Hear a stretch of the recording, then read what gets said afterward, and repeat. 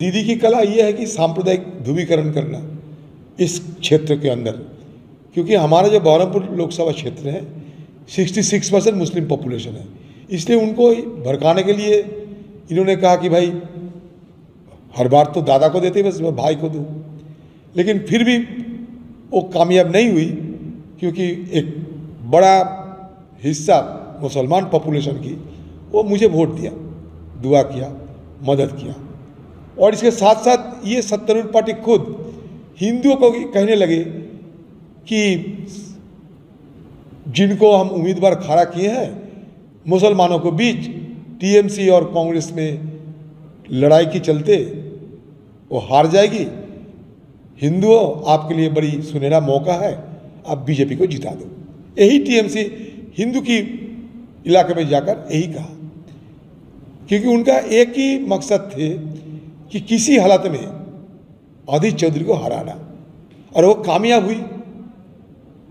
नहीं तो एक पार्टी किसी को कहते हैं कि मुसलमान को वोट दो, हिंदू को वोट दिया और नहीं, और दूसरी तरफ हिंदू को कहते हैं कि मौका सुनहरा है, बीजेपी को जिता दो।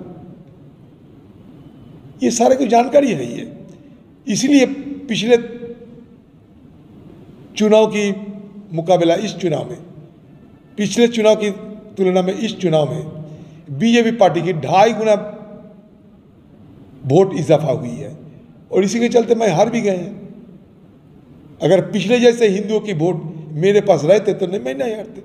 तो बस दीदी की खेल जीत गई, दीदी की जो कला सफल हो गई, और मैं क्या कर सकता है। फिर भी मैं तो हारी, और हार को मैं स्वीकार किया, और मैं हमारे जो उम्मीदवार जीते हैं यूसुफ पठान जी, उनके लिए मेरा शुभकामना है, वो आगे बढ़ते रहे, लोगों को सेवा करे, बस और क्या।